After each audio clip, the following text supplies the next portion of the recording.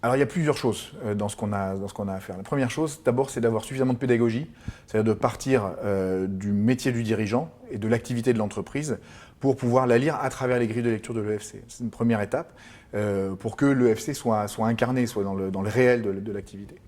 Une deuxième chose, c'est d'accompagner le dirigeant dans sa propre mutation, c'est-à-dire que c'est vrai que ça interroge des choses qui sont parfois assez profondes sur la manière dont on se représente son métier.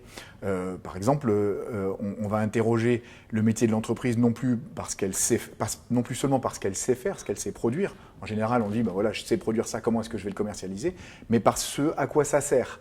Donc on inverse un peu le point de vue, on regarde le point de vue du client, de l'usager, vraiment du service rendu. L'économie de la fonctionnalité, elle interroge énormément aussi le travail. Donc la manière dont les collaborateurs vont pouvoir s'emparer de cette question, développer leurs propres ressources, changer leur manière de produire de la valeur. Donc il n'est pas tout seul dans la démarche. Bref, nous, on a besoin d'accompagner aussi bien la réflexion stratégique que l'évolution, le changement un peu de posture intellectuelle du dirigeant par rapport à son métier, l'embarquement des équipes. Et c'est ça, en fait, on sert à jalonner ça. Bon, l'économie de la fonctionnalité, c'est effectivement quelque chose qui n'est pas extrêmement simple. Enfin, rentrer dedans, ça prend du temps.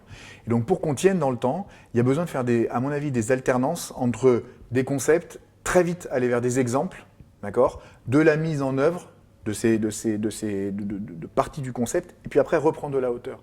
Alors pourquoi c'est important quand même de garder de la hauteur? C'est que, comme c'est une approche systémique, pour employer un mot un peu compliqué, mais ça veut quand même dire que, en fait, on est vraiment en train de remettre en question la manière dont l'entreprise vend, produit, coopère. Il y a plein de choses qui sont remises en cause. Si on s'enfonce très très vite dans un seul sujet en se disant « Ah ouais, ça y est, j'ai compris, donc maintenant je déroule », en réalité, on passe à côté d'énormément de choses. C'est-à-dire qu'on ne va pas voir que ce qu'on fait là, si on le fait sans avoir la grande image, on va mal le faire, on va mal l'instruire. Et donc en fait, on va revenir vers l'ancien monde.